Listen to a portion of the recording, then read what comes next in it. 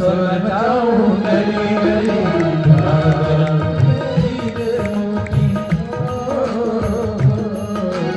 राम नाम के हीरे मोती मैं बिखराऊं गली गली ले लो रे कोई राम का प्यारा सुर मचाओ गली गली ले लो रे कोई राम का प्यारा सुर मचाओ गली गली बोल राम सिया राम बोल राम राम राम बोल बोल बोल बोल राम राम राम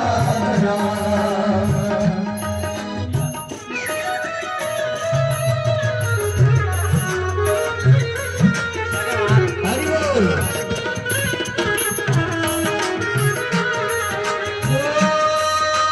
माया के दीवाने सुन लो एक जैसा आएगा माया के दीवाने सुन लो एक दिन ऐसा आएगा धन दौलत और माल खजाना यही पड़ा रह जाएगा धन दौलत और माल खजाना यही पड़ा रह जाएगा सुंदर काया मिट्टी होगी सुंदर काया मिट्टी होगी चर्चा होगी गली गली सुंदर काया मिट्टी होगी चर्चा होगी गली गली ले लो रे कोई राम का प्यारा सोना चाहो गली गली ले लो रे कोई राम का प्यारा सोना चाहो गली गली बोलो राम बोलो राम बोलो राम राम राम बोलो राम बोलो राम राम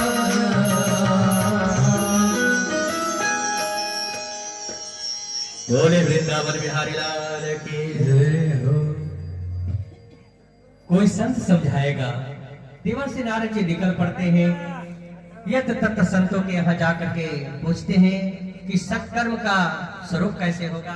कोई कुछ बतलाता है, कोई कुछ बतलाता है, पर जब चारों कुमारों के पास में यही प्रश्न किया, कहा देवर्षि नारद आकाशवाणी ने जिस सत्कर्म का संकेत किया है वो और कोई नहीं है।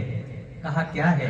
कहा कि ज्ञान वैराग्य को श्रीमद् भागवत महापुराण की कथा श्रवण कराओ और निश्चित रूप से उनकी बीमारी ठीक हो जाएगी, उनका संकट दूर हो जाएगा। कहा कि महाराज जो श्रीमद् भागवत महापुराण ग्रंथ है ये वेदों का व्याख्या करने वाला ग्रंथ है।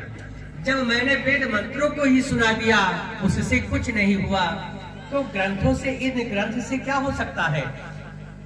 कुमारों ने समझाया कि देवर्षि जैसे कोई आम का मीठा फल खाने वाला व्यक्ति कहे कि जिसका फल इतना मीठा है उसका वृक्ष कितना मीठा होगा, तो फल को त्याग करके और आम का पेड़ जा करके चबाना शुरू कर दे तो क्या आनंद मिलेगा? अरे आनंद नहीं, बिल्कुल वेदांती बन जाएगा, दांत टूट जाएंगे उसके। तो जो आनंद फल से है वो आनंद वृक्ष से नहीं है।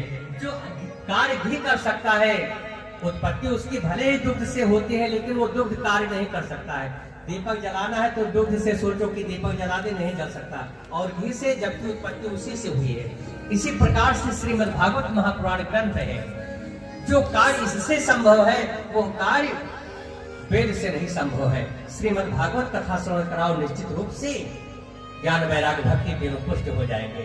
कहा कि महाराज अभी तक मैं नहीं समझ पा रहा था, परंतु कोई पढ़ लिख करके कितना बड़ा विद्वान क्यों ना बन जाए, परंतु जब तक वो संतों का संग नहीं करेगा तब तक विवेक की उत्पत्ति नहीं हो सकती है, विवेक रूपी सूर्य उदय नहीं हो सकते हैं। क्योंकि सत्संगमम चलते पुरुषो यदावे, जब तक आप जैसे संतों का संग नहीं होगा तब तक ज्ञान की प्राप्ति नहीं हो सकती है। प्रैक्टिकल करना और पढ़ लेना बहुत अंतर है, क्योंकि कार्य का एक्सपीरियंस होना चाहिए, इसलिए प्रैक्टिकल बहुत आवश्यक है। तो संतों का संग करना बहुत आवश्यक है। भाग्योदयेन बहुजन्म समर्जितेन सत्संगमं च लभते पुरुषो यदावे अज्ञान हेतु कृत मोह मदान्धकारनाशम ततो विवेक तो दैते विवेक। जब संतों का संग होगा तभी जाकर के ज्ञान की प्राप्ति होती है। तो आप बैठिए, आइए आइए। जय हो। अरे यार, आप जैसे संतों का संग हुआ है, अब आपके ही श्री मुख से मैं भागवत की कथा श्रवण करना चाहूंगा। स्थान आप बताओ, व्यवस्था मैं करूंगा। तो कहा कि भागवत की कथा यदि बद्री विशालपुरी में होगी, बद्रीनाथ धाम में कथा होगी, तो श्रोता एकत्रित नहीं हो पाएंगे, और यदि श्रोता नहीं होंगे तो कथा का आनंद नहीं आएगा।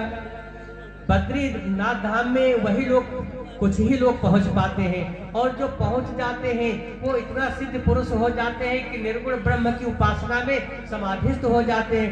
तो जो समाधि लगाए बैठे हुए हो, भगवान की कथा कैसे सुनने आएंगे, जो साक्षात भगवान का दर्शन कर रहे हैं। तो कहा कि महाराज इस जगह पर कथा होनी चाहिए, दीप वहां प्रज्वलित करना चाहिए कि उसका प्रकाश चारों तरफ फैल सके। तो सबसे अच्छा स्थान है श्री हरिद्वार धाम।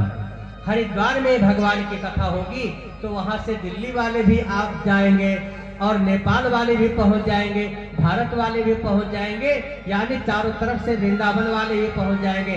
जब बीच मध्य में भगवान की कथा रूपी दीप प्रज्वलित होगा तो प्रकाश सभी को मिलेगा। वैसे दिल्ली वाले भी आए हैं कथा सुनने के लिए, और दूसरे को सुनाने के लिए भी। बोले वृंदावन बिहारी लाल की। तो मैं निवेदन कर रहा था, देवर्षि नारद जी चारों कुमारों को लेकर के चल पड़ते हैं श्री हरिद्वार।